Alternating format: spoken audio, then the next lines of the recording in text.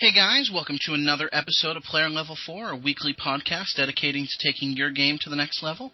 Don't have a whole lot of new knowledge to go over this week, so we're pretty much just going to cut straight into the tournament play this week, right after we introduce our guests. That's right. Once again, we have back by popular demand, the one and only Raidrinn, author of the core set reviews, and winner of one of the first constructed tournaments that were held in this set with Loyan Tempe spells. Hey guys, I'm Raidrinn. You'll know me by now. Yeah, I've been writing the core set review up on Forgewatch.com. It's been pretty intense. I've got all 4 parts basically written, so right now I'm pretty much waiting for edits and getting all of those photos cropped and stuck up into the article, not to mention the harassment that I get from the rest of the team for my initial ratings and some people to get a second opinion to temper my bias towards and against certain cards and effects. So it really is in some ways a group effort, but most of it's really me because I'm right and they're all wrong. That's how it works. Wow. Well, I know there's been some controversy with the list. Some people seem to value their opinion and don't really want to look at other people's opinions, but we appreciate the fact that someone's actually going out and making a set review and being willing to share their opinion and willing to watch other people bicker over it. So we thank you for that. Oh, thank you. It's been fantastic to watch. Really, really good points from a lot of people. I haven't put in my 2 cents very much because I put in my 2 cents in the article. But watching the thread that I created so people could talk about the set reviews has been really great. A lot of good points. Some people very vocal. Like Dark Angel, I think is the poster's name. I don't even know. It's been really fun to watch, and it's great that this was able to spark some good discussion about the game and power levels and stuff within the community. So I think this is actually turning out to be a really good thing. It's been very ponderful. Sorry, I tried. I'm not as good as Raidrinn, guys. I'm sorry.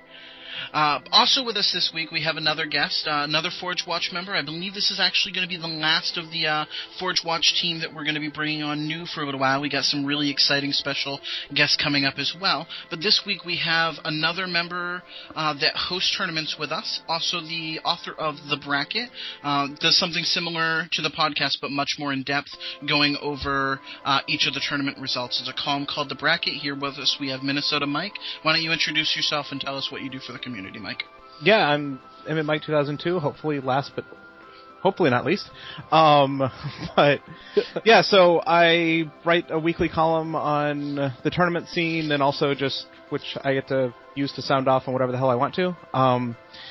And then I've been participating in some way in more than half the tournaments that we've run in Forgewatch, either TOing or assisting. So yeah, I mean, mostly I see my job as to facilitate community building, and that's the role I've slotted myself into, and I kind of enjoy it. So, and Racecar and Notherian kind of let me. So, why don't you tell us a little bit about the bracket? Yeah, so every week I try to go over at least briefly the top 8 decks of the major tournaments that we've been running. The Unheroic and the Constructed.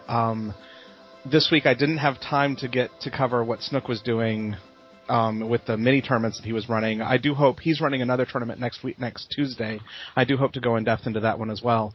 The other thing that I try to do is I try to use the column to if you're familiar with the Johnny Timmy Spike terminology, I'm a real Johnny. I hate stagnant metagames. I love exploring different spaces, and so a lot of times I try to use the column to either encourage players to break out of whatever the current meta is, or to look at, what I see are some of the flaws in the current meta and how they might be fixed or how they might be gotten around. So last week I ripped in pretty hard against the viewpoint that, you have to include shapers in all of your decks, and this week I try to take on the matter of the bias that, it's the player with the most legendaries will always win every game, which is patently false, but you kind of see that a lot on the forums. So, anyway, so hopefully that covers what I do. Yeah, I love your bit on common knowledge. It's both very powerful and very dangerous. I'm really glad that somebody was actually came out and said, "Hey guys, realize that this is what's happening." Yeah. Well, I mean, because ultimately, it's really easy to say everybody's doing it, therefore it must be the right answer. But you can't really know that for sure. If everybody's doing it, you have no way of testing whether it's the right answer or not. And oftentimes, if you look at the history of games, it's proven that if everybody's doing it, probably there's something else better out there that people aren't doing because they're not exploring it. So, I also want to point out that, common knowledge shapers are everywhere. Shapers are overpowered. I know we're about to go into the tournaments, but look at the top decks in the constructed tournament, not a single shaper to be found. Look at the top decks in the unheroic tournament, the second place deck didn't play a single shaper. You don't have, I agree completely. Common knowledge, just because shapers are powerful doesn't mean that they're mandatory. I mean, a lot of the biases that we get are simply us just reflecting other people's opinions or drawn out from frustration losing to a flame shaper into static shock, into static shock, into static shock. Well, the other thing to consider is that not all Shaper decks play the same way. I mean, there's a lot of decks, especially like Life Shaper, where you throw in Life Shaper as a 9th or 10th card, you play it in certain matchups, but the deck isn't built around Life Shaper. The deck is built around Dryad, or the deck is built around Packmaster, or the deck is built around whatever. And Life Shaper is just in there as it's a nice little addition, but it's not something that you're looking to level in every game. I mean, and that's a much different deck than what Raidrinn used 2 weeks ago to win a tournament with, where every time he saw Flame Shaper, he played it. All right, well, with all this discussion already happening, why don't we actually, drop it into the confines of the last standard tournament that happened this last weekend, where our top 4 consisted of Hope, J-Man the Thief, PTK Tempo, and Holy Llama, with, some pretty interesting decks and some interesting archetypes and what's going on in those decks. So, Mike, why don't you start us off on that? We'll go from there. Yeah, so, I mean, of those 4, the one I kind of thought was most interesting is Hope's deck, which at first blush is just a lot of powerful Necarium legendaries. I've actually tried to put this deck together and play it, and it's much more difficult to play than you might think. It does have a lot of legendary cards in it, but it's by no means easy to pilot. It's actually a fairly slow deck for a Necarium legendary deck, and if you level the wrong things in the wrong matchups, you can really get screwed with it. So I'm actually impressed that he was able to succeed with the deck when I've tried with it. It's been a much more uphill battle for me.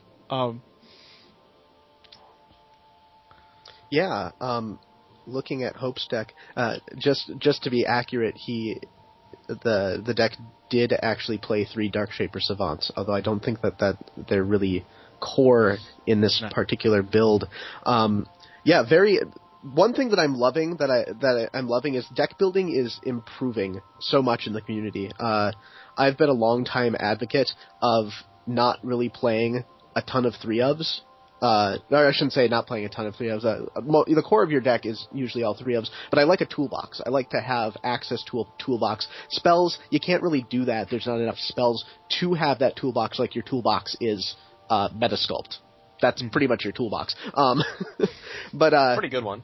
It is a good one. But yeah, like J-Man the Thief, look at that list. 1, 2, 3, 4, 5, 6, 7, 8, 9 singletons, including like a singleton Oxidon Spitter. Like, that's fantastic.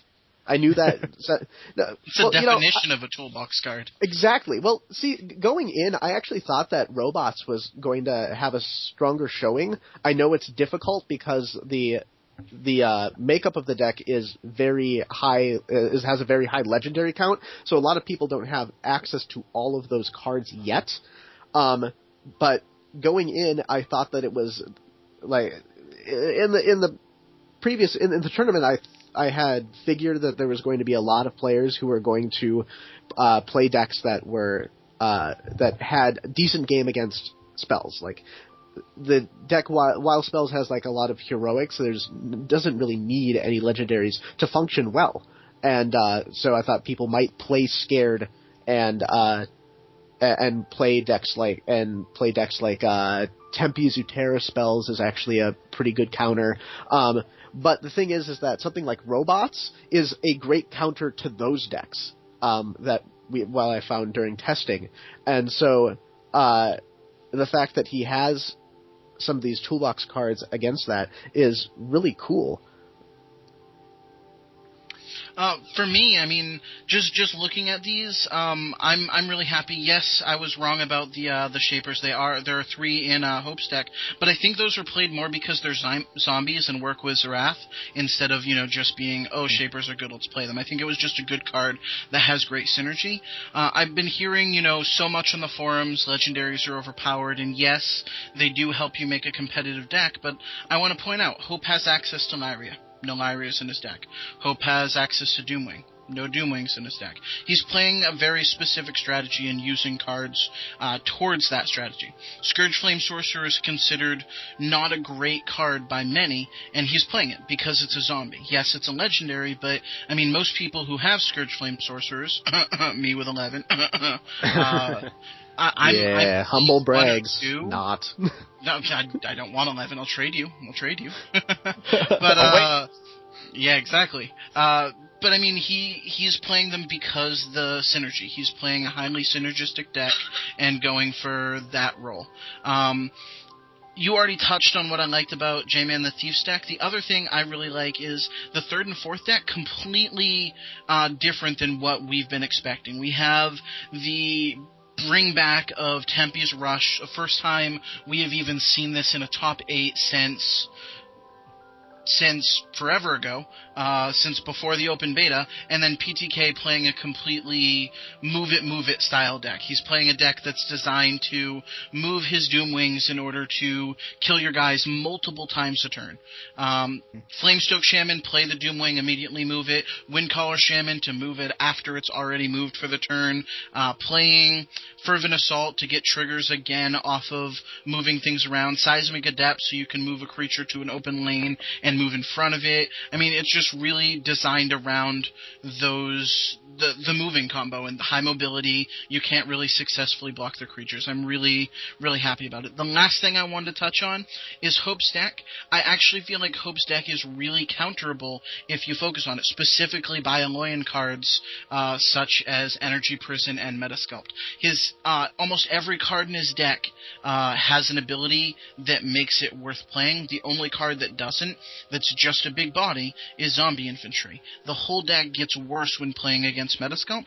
The problem is with how much people were focusing against Shapers, and I don't mean Raidrinn's deck in particular. Yes, it helped that got first place in the tournament before, but with how much people were focusing on Shapers, all the decks that are good against Shapers are early aggressive decks with strong creatures, like Deep Branch Prowler, Rootforged Avatar, just big, medium-sized creatures at level 1. I think that was a really good deck for what people were trying to build to beat Shapers. So that's my take on the top 4. I also want to specifically go a little bit in on, Holy Llama's deck. It's very, very interesting. I mean, I haven't seen a deck like this in a while. Specifically, I'm not a huge fan myself of Primordial Surge, but in this deck, it's amazing. I mean, he's got, that one of Flameblade, that one of Zix. There's so many good cards that it interacts with. I mean, Zix can give you double triggers. Flameblade can just wipe the board. I mean, he's even got Avalanche Invoker, which can be a hard counter against a lot of, those swarm-focused strategies, because he can go Firestorm, play Avalanche Invoker, end my turn, rank up, your board is gone. He's got a lot of really, really interesting synergies with a slight splash into Aloyan for Battle Tactician to keep the aggro going, and I think it's just a great deck overall. I mean, there's lots of one-ofs that work really well with everything else. Yeah. Well, I mean, with the Hellion and the Tactician and the Mystic, which I think he's getting very good usage out of all of them, it makes it hard. I like decks that give the opponents bad choices, and his deck certainly does that. I mean, you throw Mystic on the field, and it's kind of like your opponent has to deal with Mystic, but then if he's dealing with Mystic, he's not dealing with your Tactician or your Hellion. And anyway, so I like that kind of thinking in deck design. Didn't you actually, you were pointing out earlier some of the other decks that were in the top 8 that were drastically different as well? Yeah, the two that really jumped out at me are Johnny Cease, who actually finished 8th, but he's playing just about the only late-game deck that I've seen. I mean, he has Phoenix in it, he has Beta in it, he's got Forgeplate Sentry in it, he's got Gargoyle. I mean, it's legendary. It's a little bit legendary heavy, but it's kind of this sort of late-game robot deck with Phoenix. And it's just not something completely different than what we've seen in the meta so far. The other deck that really kind of jumped out at me is Regalians, who seriously is playing about 4 cards, is only playing about 4 cards different than what you might see in a top 8 for the Unheroic tournament. And I was just very impressed that someone could finish 6th in a constructed tournament and have, I think it's 3 legendary cards and a couple heroics. And so, I mean, it really just blows out of the water this idea that in order to succeed, you have to stock your deck chock full of legendaries. Well, speaking of the constructed tournaments, we actually have another one Sunday. What time is that? I believe you're hosting that, right, Mike? What time is that Sunday? I'm hosting that. It will be at 2 p.m. on Eastern U.S. Coast time. I don't have the math in front of me for what that is around the world, but you guys can figure it out. We're running a little bit different format this time. We're going to do 5 single-game Swiss rounds and then cut into a top 16. So the hope is that for people who are just sitting down, want to play a few Swiss rounds, they can come in and do that, and should take about 2.5 hours to get through the 5 Swiss rounds. We do a fairly fast sit and go for about 2/3 of the people, 3/4 of the people who show up. And then for those who are really serious about winning the tournament and have the best decks, then they can stick around for having a single elimination, best 2 out of 3 tournament to decide the overall winner. So that seems interesting, a lot different than what we've been running. I know that this week also we're doing an Unheroic tournament Friday at 8 p.m. Eastern. We're going to be doing best of 1 again this week, but we're going to go for a few more rounds than we did last time, and I think we're also cutting to a top 8 single elim 2 out of 3 as well. There were actually some really interesting decks in at least the top 4 of the recent Unheroic tournament. We had another 6-shaper deck piloted by Notherian, but he was playing a very different deck than what we're used to. Definitely had no Necrium in it, which was very surprising because we've been seeing a huge dominance of that. And then right after him in second was Randall's, not playing a single shaper at all. What do you guys think about that? So Notherian's deck, I've talked to him a little bit about that, and I mean, one of the things that he noticed coming in was that in the Unheroic formats, if you can get that turn 9 or 10 Forgeplate Beta or Forgeplate Sentry out, you just win. And that not a lot of people have been exploiting that, and so he kind of was designing a deck trying to exploit that, of like, how can he survive long enough to get that turn 9 or 10 Forgeplate Beta out. And so a lot of his deck is kind of geared with that in mind. It was a very different way of thinking about the Unheroic meta than most people seem to. Most people seem to be focusing on Dryad or Caller or Dark Shaper to build their decks around. So I really liked that about it, and I hope we see more of that. Yeah, it was a fantastic metagame, Paul, and the use of Icebound, Fortitude, and I think Bruiser. Does Bruiser also give health? Yep. Yeah, Mm-hmm. yeah. I mean, that's a fantastic call against the numerous Dark Shapers that are running around, because in the with the common rare pool, like Necrium and Utera really jump out as these can do very powerful things, and so building to exploit the fact that so much of the field is probably going to be revolving around that, and noticing that Sentry and Beta are fairly unstoppable. Like they're kind of like pretty much like the bombs in the format, because they really are just very big and difficult to deal with. Zrandal's deck is really cool. Once again, we see the toolbox coming in, just a lot of singleton cards that are good in certain matchups. Icorn, I'm not sure how to pronounce that name. Once again, very interesting. Like, definitely, it looks like it definitely revolved around just getting giant deep branch prowlers, playing heavy artillery, which, you know, I don't really consider to be a great card, but is good but it is good in certain situations. I mean, the fact that it's permanent, and at level 1, it's only 2 less than not primordial surge. What's it called? The +7/+0 That's for a single Primordial turn. Surge. It is Primordial Surge. They really need to change that name. It sounds too much like the rest of the Surge cycle. But yeah, no. Obviously the unheroic meta is taking a huge turn. It's not cut and dry. There's still a lot of experimentation and development that can be had within that pool of cards. So I'm really excited to see what comes out of this. Yeah, I've been looking over, and I've actually had the chance to play Noetherian's Unheroic list in the past few days ever since I got the deck list, and it's really interesting because armor is inherently powerful, as a mechanic. And especially in this limited card pool, one of the very few answers that, deals with armor effectively is Oxidon Spitter, and almost nobody was playing that because pretty much nobody was expecting armor.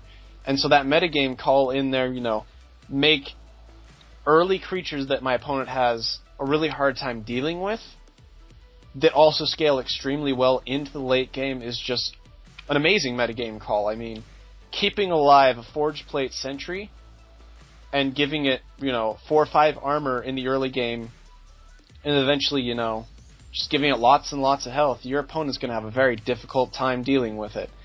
Zrandal's as well, brought a very good brew in that, it was the Shaperless thing, showing, proving that you don't have to play Shapers in order to do well.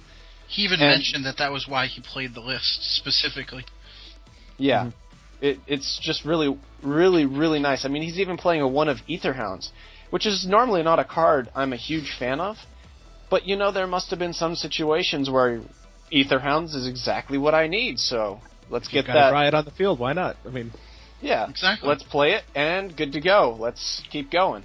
So, I mean, his deck was really good, really innovative, and, there's a lot of room to improve and innovate, and if people just take the time to do it, we're going to see a really diverse metagame for quite a while.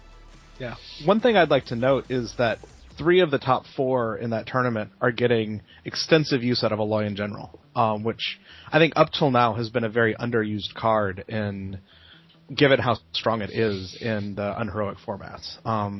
So I'd be interested to see how much that shifts going forward in the unheroics. Are people going to gravitate more towards that?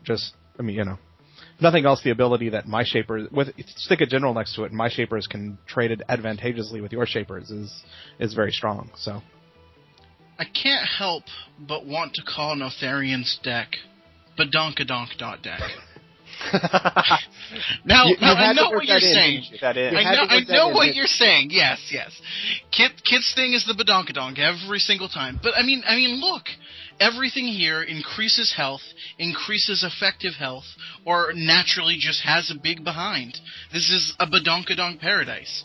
General has a big behind, War Charger has a big behind, Savants have a big behind.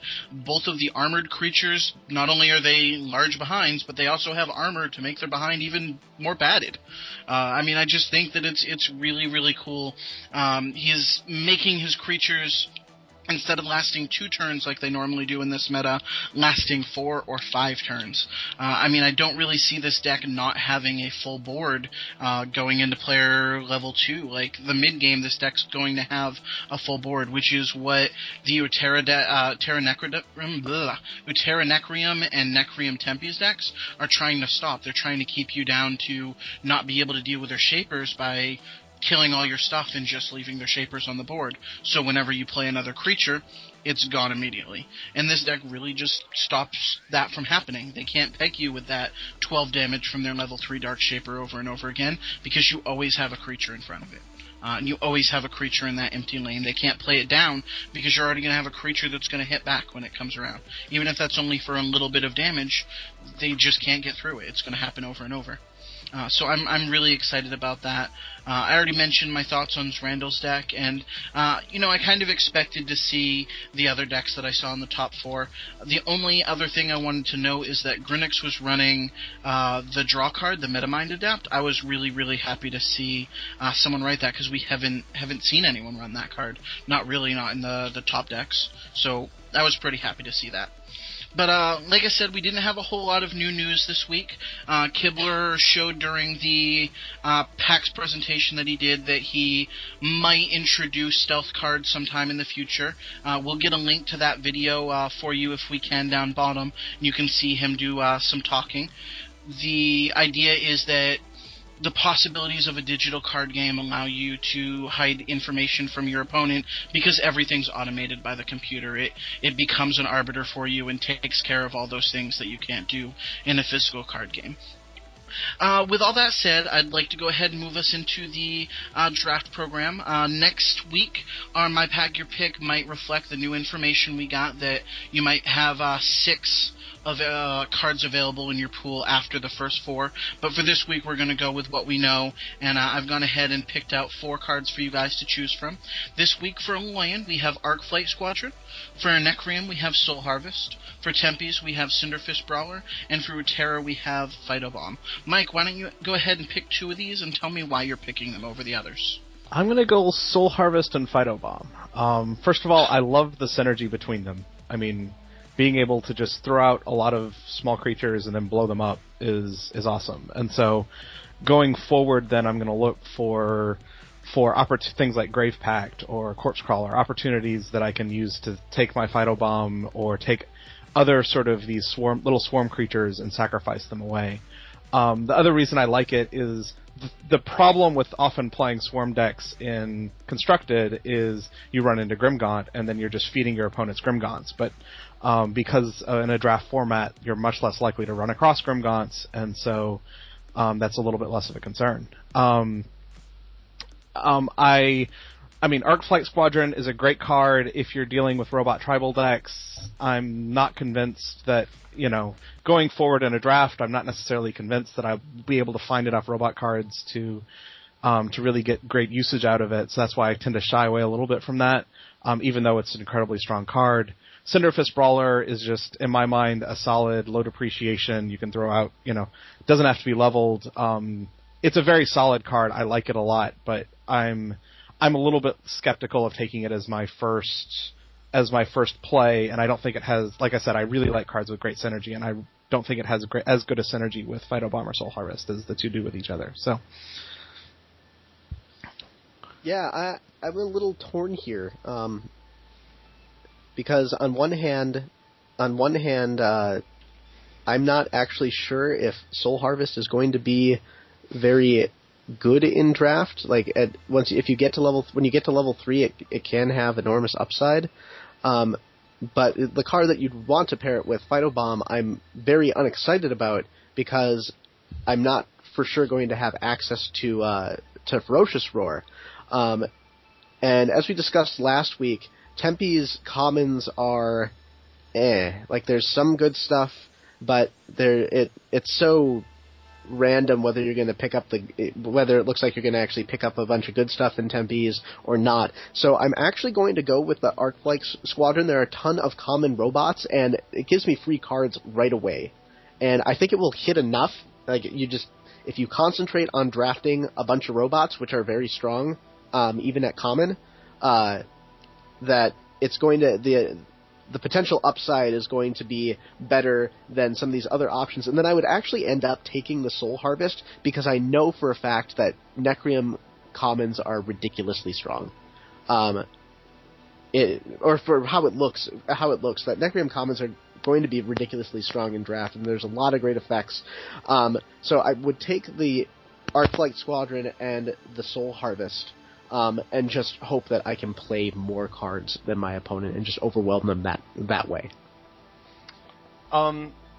Another thing here as well, for me, is, I'm going with the same picks that, Raidrinn is, Arclight Squadron and Soul Harvest.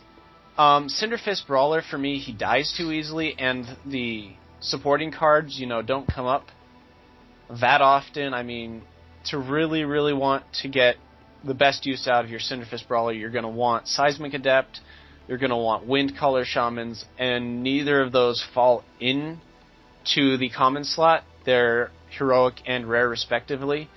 And, that's not exactly the route I want to be going in draft.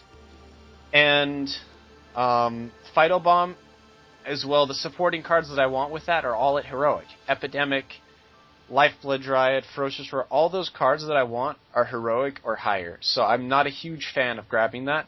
So I take the Arclight Squadron and the Soul Harvest. One, because, I don't have any Arclight Squadrons and I really, really want to build robots. So that is a consideration there. I will rare draft occasionally. But at the same time... all the time. Yeah, until I get my collection, it's going to be all the time.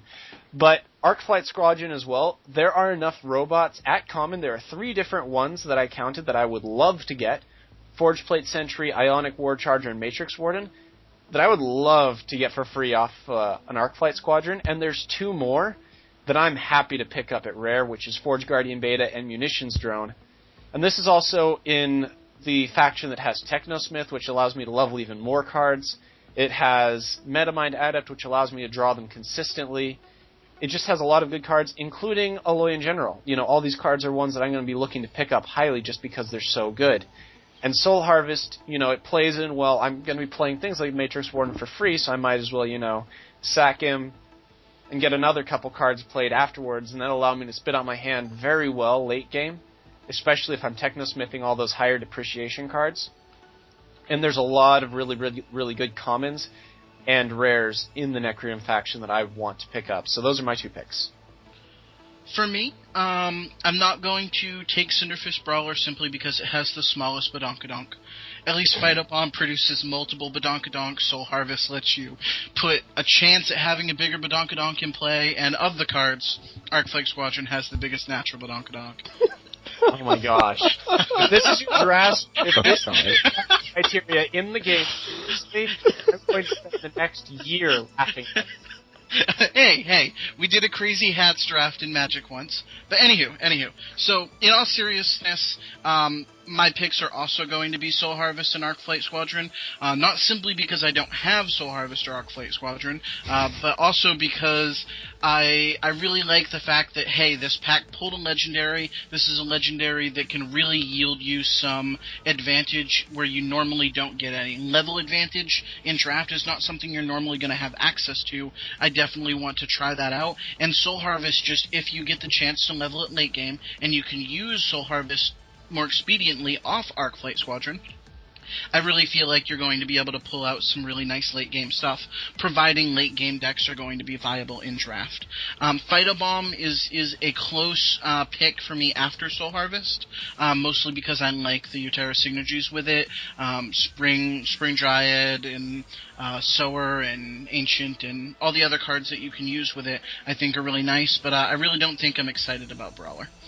With that in mind, nobody picked the Tempe's Heroic, so I'm going to go ahead and show you guys ahead of time what those Tempe's rares were, so that way in case you were interested in picking Tempe's, you didn't get left out. So for our 2 Tempe's rares, you would have had Flamestoke Shaman and Rift Lasher to pick from. So those are both pretty solid cards as far as rares go. Definitely have some interesting utility. I find it interesting that Rift Lasher also wants to do the same thing Brawler does. But with that in mind, let's go ahead. Mike, you picked Phytobomb and Soul Harvest. So for Phytobomb, your 2 Utera cards are Spring Dryad and Lightbringer Cleric.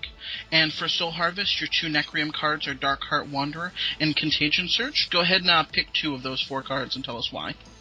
So I'm thrilled about Dryad. Like, if I include Phytobomb, I include Soul Harvest, I'm looking to build a Swarm deck, and Dryad's gonna just benefit from that tremendously. I couldn't be more happy to see a Dryad here. So that's the clear one. That's the clear winner. The other pick is much more difficult in my mind. I'm not thrilled with any of the three options: Wanderer, Lightbringer, or Contagion Surge. I would probably go Wanderer here. I have a couple spells already. I'm looking to pick up some more removal down the road. Like I said, I think this deck is one that if I can find some Grave Packs, which is a good solid common, this deck is going to get a lot of usage out of them. So Wanderer is going to be a reasonable play if I can build the deck in that direction. So I'm leaning. So I would lean towards Wanderer as my second choice there, over a little bit over Lightbringer or Contagion Surge. But again, I have a lot less confidence in that particular pick than I do in Dryad. So, Raidrinn, you already know what the Necreum cards are, Darkheart Wanderer and Contagion Surge, but you also picked a Loyan, so you get Steel Shaper Savant and Scythian Augmentation in your pool. So the heavens opened up, and Steel Shaper Idiot Savant is going to come down to make all of my other creatures thick-headed, which in this case is actually a good thing. Yeah, okay, sorry, that was terrible. Yes, it was.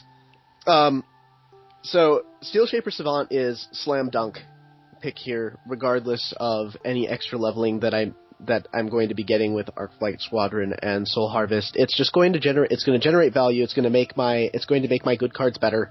And it's draft, so I don't expect a lot of removal. So armor is obscenely powerful. The second pick, I'm not sure. Contagion Surge is a little too weak at level 1. Given even with the free for the other two levels, I don't think that I'm ever going to get a real chance to level it up, especially since I kind of want to concentrate on dudes, since I know that Arcflight Squadron is going to be doing a ton of work. That being said, I don't know if I want Darkheart Wanderer. I don't think I'm going to be playing a ton of spells. And I actually don't think it is that great. And so it's going to be funny because I'm going to actually probably take another spell despite wanting dudes. The Scythian Augmentation is, if you plan on it, knowing that it's in your deck and you can prioritize that center lane for cards that you want to keep alive, such as Arcflight Squadron, the fact that it does become free, the level 1 can get you an extra turn or an extra trade, makes it actually pretty good in draft. And so playing more cards, playing more free cards, concentrating on this, I'm going to level extra cards. It does make Steel Shaper Savant worse, but Steel Shaper Savant's going to be good enough by itself that any late level, low level draws, you might even actually play a low level creature on purpose to make some of your better cards just more powerful and even more incapable of being destroyed. So yeah, Steel Shaper Savant, Scythian Augmentation. I don't even need you, Necreum. Go away. Alright, Fox, you pick the same two factions, so why don't you go ahead and jump in? Alright, well, despite all the discussion we had earlier about how Shapers are not OP, in draft, they are bombs. Take them, play them, be happy. I also like how he goes very well with things like Arcflight Squadron, because you can use Arcflight Squadron to trigger your Shaper without any cost there, essentially. I mean, it's really nice. You get a free body that also adds 2 armor to the board, and I just love that. So I'm definitely slam dunking that Steel Shaper Savant. Now here, it is a tough choice for me between Scythian Augmentation and Darkheart Wanderer, but I think I actually want the Wanderer, because there will be some spells that I do want to pick up. You know, things like Electronet I'm going to prioritize a bit more in draft.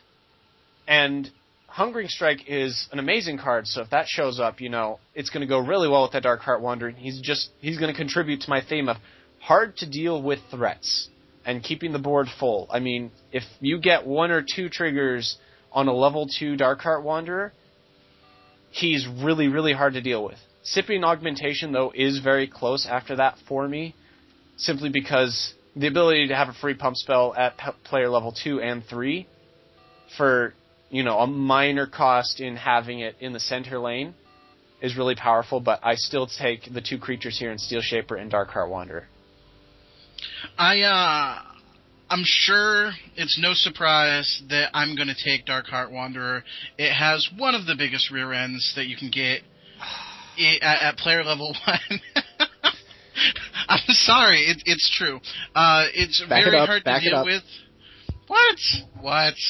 Alright, so it's very hard to deal with as soon as you get regen on it. I mean, it's got a big butt, it can regen like crazy, and it's going to get paired with the same thing Fox would have paired it with, the ultimate butt patter. I mean, we're gonna just throw armor on it, it's gonna have regen, we're gonna live in, Soulforge Christmas Land and just, throw armor on all the big butt things. And I do like what Foxhall pointed out about how you can trigger Steel Shaper Savant off both Soul Harvest and Arcflight Squadron, and you're just getting tons of value. It doesn't hurt that the Shapers also have big butts, so I mean, I do have an affinity for that. But yeah, I mean, those would be the two I would pick easily, not close. I would definitely never pick Contagion Surge. Siphon Augmentation is a consideration, but not with such great cards already in the pool. So, anywho, I'll give it to Fox to go ahead and close us out, unless anybody else has any other comments. Well, I would like to say that, Kit, ever since day one, you have been channeling Sir Mix-a-Lot. Sir Kid-a-Lot. Yes, you are Sir Kid-a-Lot now. And you like big butts, and you cannot lie. But I'd just like to thank you, Mike and Raidrinn, for being on the podcast once again. It's been great to have you here. This podcast, lots of good tournament information. It's really what we want to be giving out to you guys. And I would like to note who our special guest is next week. We are going to have Shadowed on the podcast, and Shadowed is the creator of the tool Forge Post, which has caught on and become very popular, if you haven't noticed. It's a very useful tool in helping us, share decks and help our creativity grow with each other. And so he's going to be on next week, and we're working towards having, some really, really great guests shortly after that, so make sure to keep your eyes tuned. And we will also be putting up a code at the very end of this. To celebrate my love for the Badonkadonk, at the very end of the episode, we have a premium pack for you. Right here, right in the center of your screen. Look at that. Go type it in real quick before someone else does. Do it. Do it now. Quick. First person to do Someone already got it. Yeah, someone already got it. But that was the first person who got that code, who watches our podcast. They got a premium pack. Just being awesome to you guys. So, we'd all like to say goodbye, and we will see you next week. Have a good one, guys. Bye. Say bye. Bye.